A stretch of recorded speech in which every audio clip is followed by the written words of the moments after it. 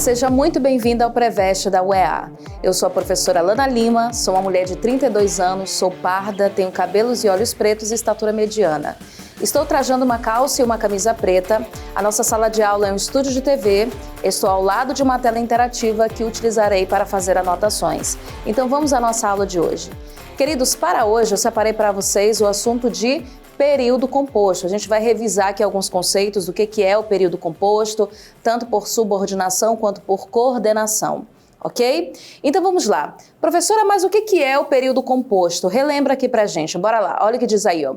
O período composto é uma estrutura frasal que contém duas ou mais orações, ou seja, é aquele período que é formado por mais de uma oração. E você vai lembrar que oração é aquilo que tem verbo, né? Então, se eu tiver, por exemplo, 10 verbos dentro de um período, eu tenho 10 orações, porque a oração é composta por um verbo.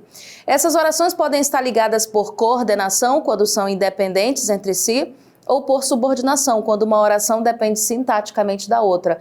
Queridos, é muito simples a gente diferenciar a coordenação da subordinação. Na coordenação eu tenho uma oração independente e tenho outra oração independente. Elas podem, inclusive, ser separadas dentro do período que continuarão a fazer sentido. Já na subordinação, eu tenho uma oração principal e uma outra ou mais orações que dependem sintaticamente dela para fazerem sentido. Então, essas orações não podem ser desassociadas, ok? Aí olha o que eu trouxe aqui para vocês. O período composto por coordenação. No período composto por coordenação, as orações são independentes, foi o que eu acabei de dizer, né? Ou seja, nenhuma delas exerce função sintática em relação à outra. Elas são ligadas por conjunções coordenativas ou simplesmente justapostas, sem conjunções. Nesses casos, elas podem ser sindéticas ou assindéticas, tá? Quando que uma oração coordenada vai ser sindética? Quando ela tem sindeto, quando ela tem conectivo. Como, por exemplo, nesse exemplo que eu trouxe aqui para vocês, sindéticas. São ligadas por conjunções coordenativas que podem expressar diferentes relações. Pode ser aditiva, indicando soma. Olha o exemplo, estudou bastante e foi dormir. Professora, onde que está o conectivo? O E é uma conjunção que estabelece uma ligação, além de uma relação de adição entre as duas orações. Ela pode também ser adversativa. Ele queria sair, mas estava chovendo. Esse mais estabelece uma relação de adversidade. De alternância, que são as orações coordenadas alternativas. Ou você estuda, ou você vai mal na prova. Esse ou dá uma ideia de alternância. Pode ser também uma opção, ou uma coisa ou outra. Elas podem ainda ser conclusivas, como, por exemplo, ele se esforçou muito, porém mereceu a vitória. Portanto, estabelecendo relação de conclusão. Ou explicativa, indica uma justificativa ou uma explicação. Olha o exemplo. Não sai agora, pois está chovendo. Percebe que esse pois explica a oração anterior, portanto ela é explicativa. Então você precisa memorizar essas classificações das orações coordenadas. No geral, elas são mais fáceis do que subordinadas, que é o que a gente vai ver agora. Período composto por subordinação. No período composto por subordinação, uma oração depende sintaticamente da outra, ou seja, há uma oração principal e uma ou mais orações subordinadas. As orações subordinadas podem ser classificadas nesses tipos aqui, elas podem ser substantivas, aí olha só. Quando elas são orações subordinadas substantivas, elas podem ser orações subordinadas substantivas subjetivas, objetiva direta, objetiva indireta, completiva nominal, predicativa ou apositiva, tá? Se ela estiver exercendo a função de sujeito, subjetiva. De objeto direto, objetiva direta. De objeto indireto, objetiva indireta. Se ela estiver exercendo o papel de complemento nominal, ela vai ser classificada como uma oração subordinada, substantiva completiva nominal. Nossa, que nome grande, né?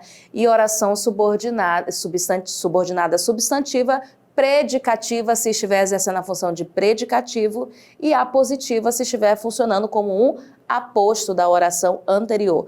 Apesar do nome ser grande, né? Nossa, oração subordinada substantiva, objetiva, direta, mas no geral são assuntos fáceis, né? E quando elas estão reduzidas, a frase ainda fica maior ainda. Oração subordinada substantiva, objetiva, direta, reduzida de infinitivo. Mas assim, apesar do nome grandão, no geral é fácil da gente identificar.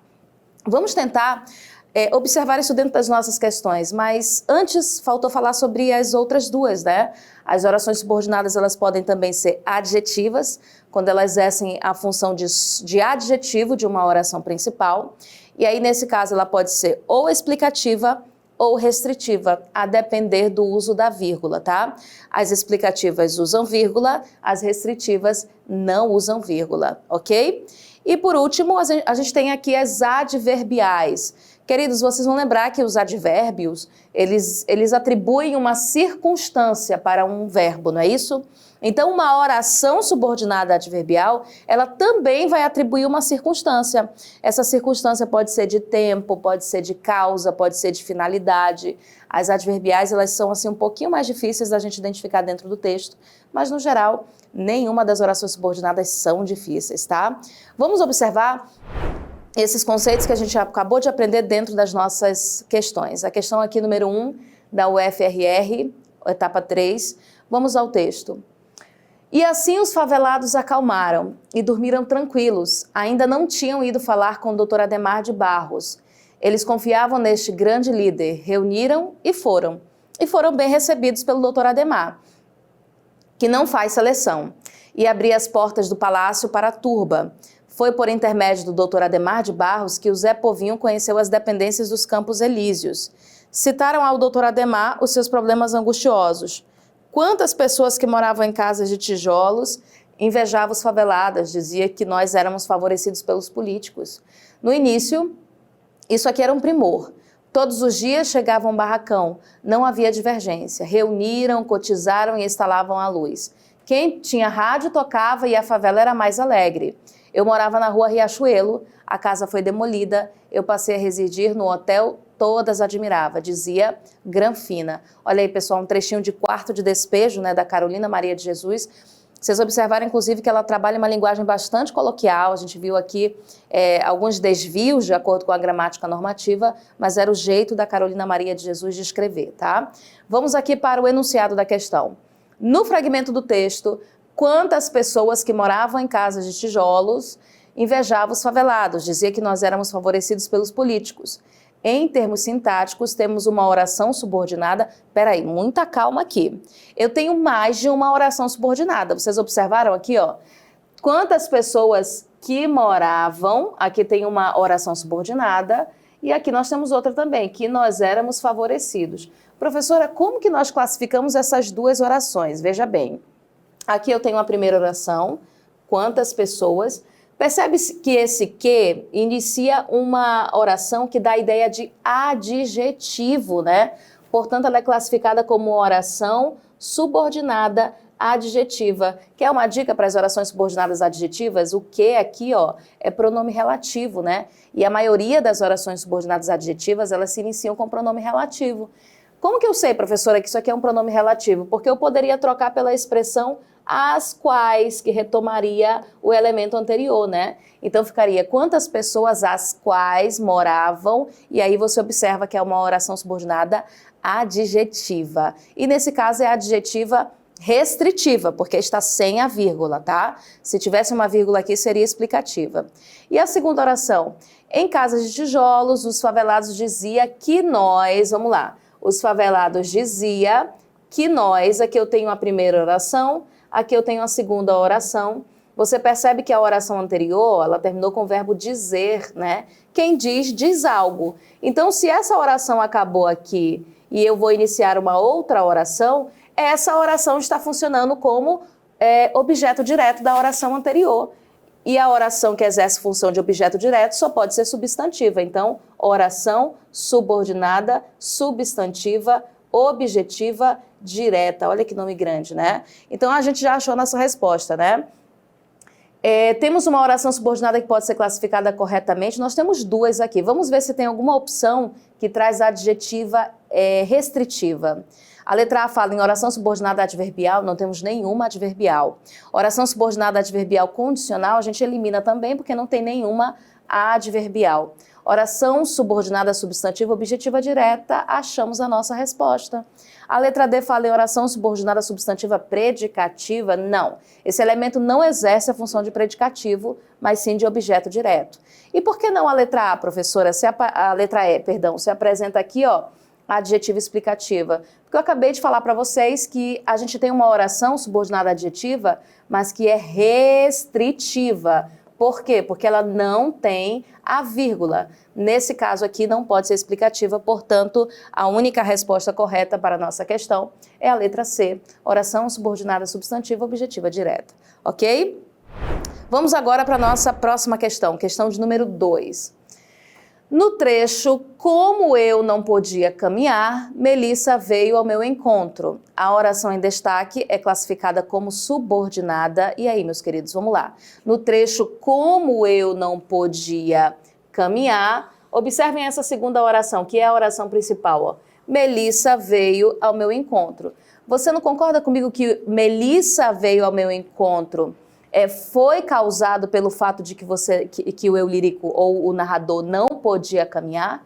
Então, observe que a expressão como não podia caminhar acaba funcionando como uma causa para a oração 2. E o tipo de oração subordinada que exerce essas funções sintáticas de causa, temporalidade, elas são adverbiais. Então, só pode ser, qual a alternativa? A letra D de dado, adverbial causal, porque estabelece uma relação de causa e a outra oração consequência, né? E aí, Léo, tem alguma dúvida sobre esse assunto? Manda sua pergunta aí pra gente. Oi, professora, eu tenho uma pergunta. Como diferenciar as orações subordinadas adjetivas explicativas e adjetivas restritivas? Então, Léo, acabei respondendo já essa pergunta, né? Mas as orações subordinadas adjetivas restritivas, elas não podem aparecer entre vírgulas, tá bom? Agora, as orações subordinadas adjetivas explicativas, elas obrigatoriamente têm que vir entre vírgulas. Elas funcionam como se fosse uma espécie de explicação do termo anterior e por isso, sintaticamente, elas têm que vir entre vírgulas. Então, é muito fácil, Léo. Olhou para a oração, você identificou que ela é adjetiva, mas está sem vírgula, restritiva. Está entre vírgulas, explicativas, certo? Então, vamos agora para a nossa próxima questão. Olha o que ela diz aqui. Leia o texto de Jared Diamond para responder a questão abaixo. Todos nós sabemos que a história avançou de modo muito diferente para os povos de cada parte do globo. Nos 13.000 anos que se passaram desde o fim da última era glacial, algumas partes do mundo desenvolveram sociedades industriais e letradas que usaram utensílios de metal, enquanto outras produziram apenas sociedades agrícolas, analfabetas, e ainda outras se mantiveram caçadoras-coletoras de alimento, usando artefatos feitos com pedras. Essas desigualdades projetaram grandes sombras sobre o mundo moderno, uma vez que as sociedades letradas, que possuíam utensílios de metal, conquistaram ou exterminaram as outras sociedades. Embora essas diferenças representem os fatos mais elementares da história mundial, suas causas continuam incertas e controvertidas. O que pede aqui o enunciado da gente? Uma oração com sentido de adjetivo, ou seja, cuja função é normalmente exercida por um adjetivo, inicia-se no termo sublinhado em, vamos anotar essa dica, todas as orações, ou quase todas, né? Vamos memorizar da seguinte maneira, todas as orações adjetivas que são desenvolvidas, ou seja, elas não estão na sua forma reduzida, elas são iniciadas por um pronome relativo. Você vai lembrar os quais, as quais. Qual dessas alternativas apresenta o pronome relativo? Todos nós sabemos os quais, as quais não combina, então não pode ser a letra A. Letra B, isso nem é pronome relativo. A letra C começa com para, não é pronome relativo. Agora a letra D, algumas partes do mundo desenvolveram sociedades industriais e letradas, as quais usavam utensílios, então só pode ser a nossa letra D. A letra E apresenta o desde, isso nunca vai ser pronome relativo, portanto, somente a letra D é a nossa resposta. Então, queridos, na aula de hoje, nós revisamos o conceito de orações subordinadas e orações coordenadas, assunto importante para o vestibular da UEA esse ano. Baixe o aplicativo do Preveste e siga as redes sociais do Preveste para não perder nenhuma novidade. Eu te encontro aqui na nossa próxima aula. Um grande abraço e até mais.